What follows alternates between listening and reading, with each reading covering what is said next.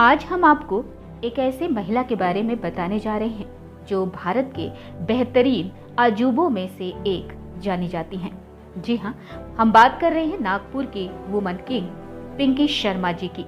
पिंकी शर्मा जी अपने सक्सेस जीवन को एक नई ऊंचाई तक पहुंचाने वाली एक उदाहरण बन गई हैं। आपको बता दें कि समाज सेविका पिंकी शर्मा जी बेहद कम समय में अपनी मेहनत और लगन से महिलाओं के लिए उच्च शिखर की उदाहरण बनी और लोगों की सेवा करते हुए महिला सशक्तिकरण की उदाहरण बन चुकी हैं। पिंकी शर्मा जी ने परिवार के साथ व्यतीत करते हुए तथा अथक परिश्रम से राजनीतिक जीवन का सफर बड़े ही आसानी से तय कर रही हैं।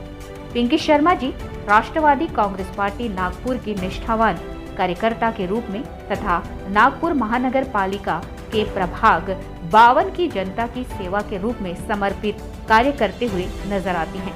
पिंकी शर्मा जी का मानना है कि महिलाओं को सशक्त बनना चाहिए। पिंकी शर्मा जी के बेबाक राय को हमारे कैमरामैन ने कैद कर दर्शकों तक दिखाने का एक छोटा सा प्रयास किया है। तो आइए चलते हैं जनता के हित विकास के लिए समर्पित पिंकी शर्मा जी के पास। देखिए, ये आपने पूछा है तो बहुत ही अच्छी बात है। बात ये है कि पहले मैं एक साधारण सी हाउस वाइफ ही थी, घर में ही थी। अब वो बोलिए कोरोना काल बोलिए या कोविड का वो समय जब जहाँ लोगों ने सबने सोचना शुरू किया। पहले लोग सोचते नहीं थे, पहले लोगों में इंसानियत नहीं थी। मुझे ऐसा लगता है कि कोविड के पहले लोगों में इतनी इंसानियत नहीं थी जितनी कि कोविड में लोगों के अंदर इंसानियत जागी। और मुझे एक ऐसा लगता है, ठीक है, कोविड एक बहुत बड़ी आपदा थी हमारे देश में आई हुई। हर घर में कहीं ना कहीं वो कोविड का असर दिखता है। कोविड अपनी छाप छोड़ के गया है, पर कोविड ने बहुत कुछ सिखा के गया है। उस कोविड ने जो उस समय उस पीरियड में लोगों को सिखाया, उसने मुझे भी यही सिखाया और मैं उस समय वो सीखने के बाद ही राजनीति में उतरी। देखिए, यहाँ तो बहुत बड़ा हाथ तो यहाँ सरकार का भी है। हमें बाहर निकालने का बहुत बड़ा हाथ तो सरकार का भी है। मैं तो ये भी मानूंगी, क्योंकि सरकार ने हर चीज लॉकडाउन में लॉक किया था, पर एक दो चार पांच चीजें ऐसी थी जो मानव के लिए बहुत ही इंपॉर्टेंट चीजें थी, जिसमें हमारा दुग्ध व्यवसाय, लोगों की अनाज की दुकानें, जो लोग खा पी के अगर खाएंगे पिएंगे नहीं तो जिंदा कैसे रहेंगे, घर में भी रहे तो जिंदा कैसे रहेंगे। तो लोगों की सेवा के लिए हमें चुना गया था कि भाई आपको तो आपका काम करना ही है।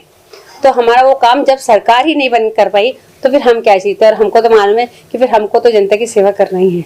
तो हम उस कोरोना पीरियड में भी हमारे व्यवसाय के चक्कर में बोलो या इंसानियत के चक्कर में बोलो, हमने हर घर में हमने किसी बच्चे को भूखा नहीं सोने दिया, किसी व्यक्ति को बिना चाय के उठने नहीं दिया। नहीं भाई, आपको चाय चाहिए ही चाहिए, चाहे वो कोरोना काल हो चाहे अदर वे हो।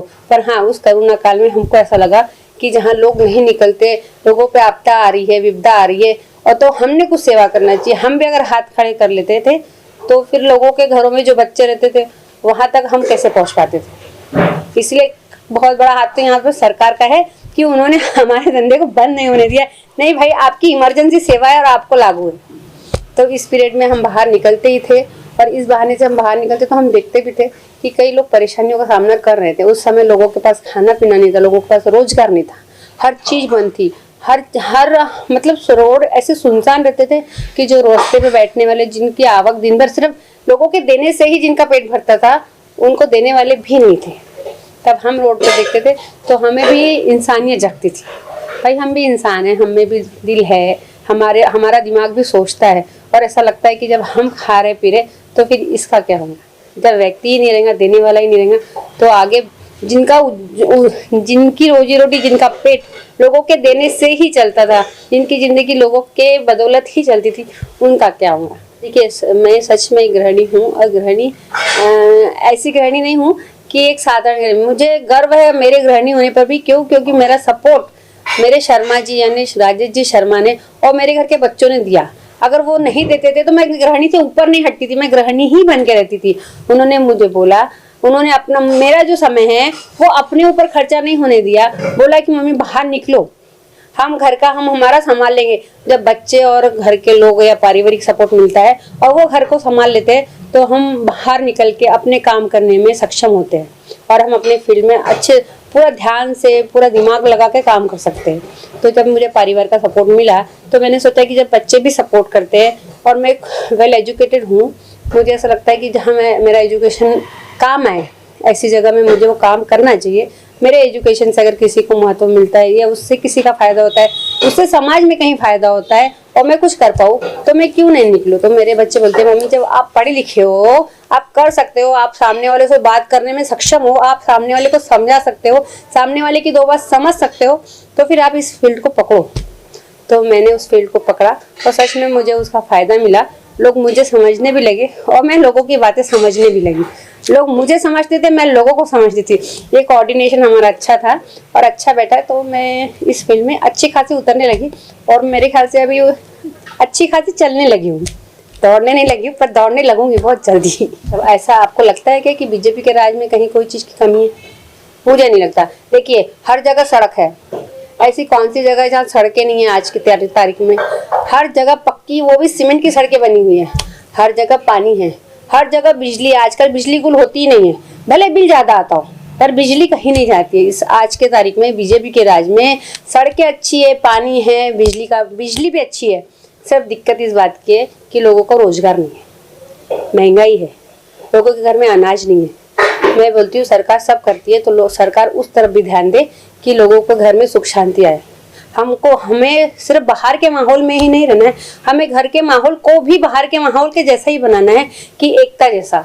तो मेरे को ऐसा लगता है कि सरकार ने हर गृहिणी के घर में रोजगार, उनका जो चूल्हा चलता है उसके तरफ देखना चाहिए। हर गृहिणी के घर में 2 आवक ज्यादा की आए, उसका पैसा बचे, वो अपने बच्चों के साथ खुशहाल रहे, अपने पति के साथ खुशहाल रहे। ये चीज बीजेपी ने नहीं देखा। सीधी सीधी बात है कि हमारे पहले के नगर सेवकों ने ये नहीं देखा कि हर घर का चूल्हा कैसे जलता है। तो मैं ये देखना चाहती हूँ कि हर घर के चूल्हा तो जलता है, पर चूल्हा जलने के बाद जो बचता है वो कितना बचता है, और मैं वो बचाना चाहती हूँ कि ताकि हर गृहिणी के हाथ में कुछ न कुछ बचे।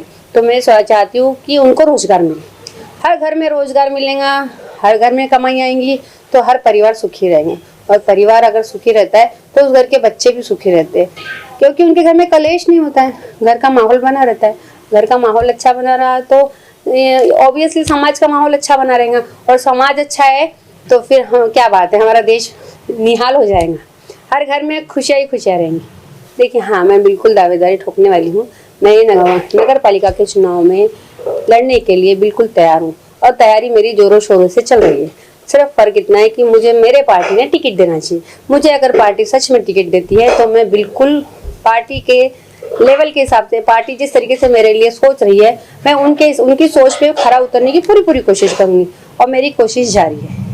और रही बात जीत के आने के बाद, ये नहीं कहती कि मेरे चुन के या मेरे जीत के आने के बाद या मैं अपनी जीत के बाद जो बीजेपी सरकार ने महंगाई बढ़ाई हुई है, जैसा बेरोजगारी बढ़ाई हुई है, सिलेंडर महंगा हो चुका है, पेट्रोल महंगा है, साग सब्जी महंगी है, तो मैं उसको सस्ता करूँगी, ये मेरे बस की नहीं है। ये मैं क्या, कोई भी सरकार आएंगी तो कम नहीं कर, क्योंकि महंगाई एक बार बढ़ती है तो कम नहीं होती है, ये सभी को पता है। तो मैं भी करूँगी, ये मैं नहीं कहती हूँ। हाँ, पर उस बेरोजगारी में, उस महंगाई से लोगों को निपटने के लिए जो साधन मैं दे सकूंगी वो मैं देने के लिए सक्षम रहूंगी। मैं हर घर में रोजगार लाऊंगी, हर महिला को सुशिक्षित बनाऊंगी, हर महिला को एजुकेटेड बनाऊंगी, ताकि वो 2 पैसे कमाए और कमा के अपना खर्चा खुद भी निकाले और घर का भी खर्चा निकाले, प्लस उसके पास आवक बनी रहेंगी ताकि वो अपने बच्चों के साथ खुशहाली से जीवन जी सके।